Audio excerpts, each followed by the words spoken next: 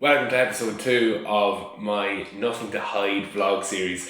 So yesterday I was chatting about God knows what, I can't remember, and I remember something I chatted about anyway was a poem that I had written about 3 years ago, and I said I'll bang it out today and see where it takes me. So I don't know why I've only been inspired to write a poem on 2 occasions, and this is the second poem I think I've ever written, and I wrote it on the way home from walking home from town one day, and just said, yeah, why not? Let's write about empathy. And it was inspired by a man called Paul Bloom, who wrote an interesting book called Against Empathy, which I haven't read, but I've listened to him speak about it. He's been on different podcasts, and I'm sure there's a few different YouTube videos on, but what influenced me most was his podcast with Sam Harris, who I call Samwise Ganji. It was, I'll read the poem. It's titled Terrible Empathy. Enigmatic to the ignorant, burden of the sensitive, exalted by the experienced, shunned by the wise. Why cultivate the pain of another's suffering? Rather know and progress, neither grow nor digress. The pain has died. Why resuscitate, revive, sympathise? A terrible fire, don't refuel the flame. Loss of loved one's desire, forget the shame. Re-grievance for grievance sake. So, give a bit of context to that. Empathy is put up on a pedestal. This idea of really understanding what somebody else is going through and going one step further and experiencing it yourself. What's the utility in that? Why when someone you love goes through something painful, why should you feel that pain with them? You've already felt that pain, you know what it feels like, but what's the utility in reliving that experience?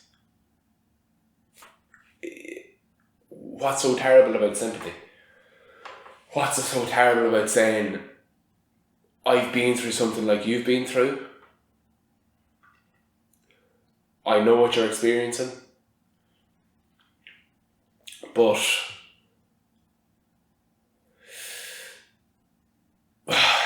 I've been through something like what you're experiencing, but I'm not going to pretend to know how it is for you.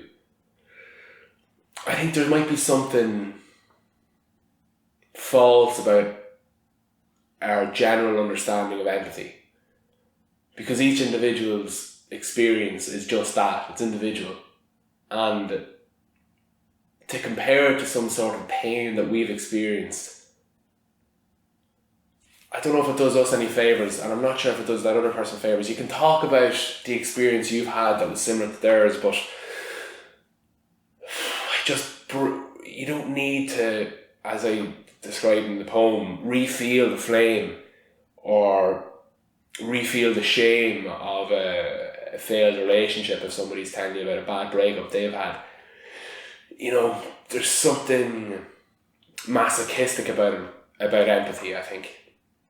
Now, look, I'm definitely open to correction on that, and I know I have a skill to empathise with others, but I know it's also a cause for pain. Like, for instance, today somebody was telling me about a lot of different hardship that they had going on in their lives. I didn't know any of these people, but this person had experienced a bereavement and just horrible stresses unrelated to the pandemic. And after the phone call, I was in tears because I empathised with him, and it was painful in that moment. I suppose I'm on the fence with empathy. I don't know. Is it useful? Maybe it's useful in some instances and not in others. Maybe it's not a universal thing that we should always go to. Maybe it's only helpful in some circumstances. Because just as I'm speaking out loud, I do think it was helpful today to empathise, even though it was after the phone call that I empathised with them in that kind of visceral, emotional, crying sense.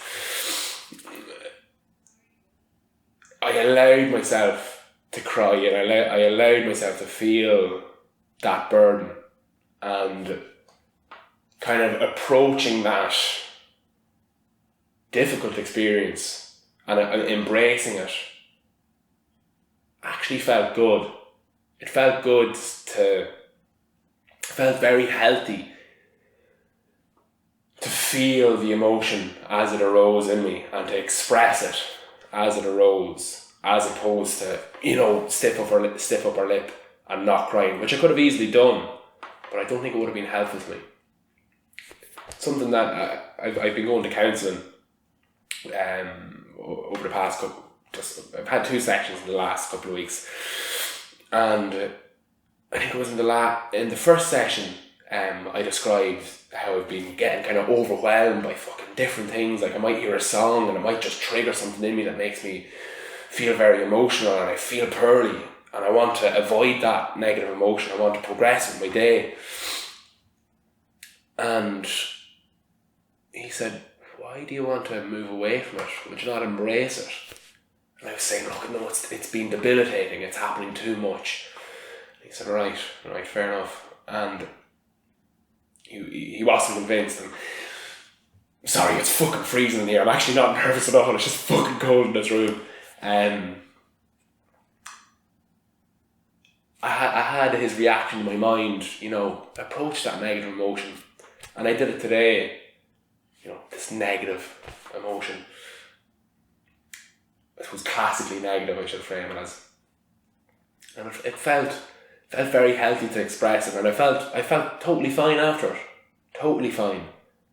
And I know if I suppress those tears, and if I suppress that experience I had, I wouldn't have been fine. So, I suppose approach whatever emotion you have. Approach whatever emotion is arising in you with honesty and forthcomingness, and allow yourself to embrace it. It's a bit of a stretch from my terrible empathy poem, but I'm on the fence about empathy, but at the moment I'm not on the fence about approaching emotions as they arise in us. So, I don't know, sometimes I feel like emotions can kind of rise from my feet, be it sadness or anxiety. As it arises, let it manifest in it, and let it manifest in your body and express it. And as it rises, I suppose, in that expression, you're kind of, it leaves your body, and you can become more equanimous with yourself and your being and your environment, as opposed to having this affect inside you which hasn't been expressed. Can leave it at that. I hope you find this interesting. Shoot me a text, shoot me an email, leave me a comment. If you think this is good, share it with somebody. Because I'm not, as I said in my first episode, I'm not playing the game of fucking check out my latest YouTube video. I might do that for Pat Psychology Masters, I might do it for the conversations, but this is something different. Thanks for watching.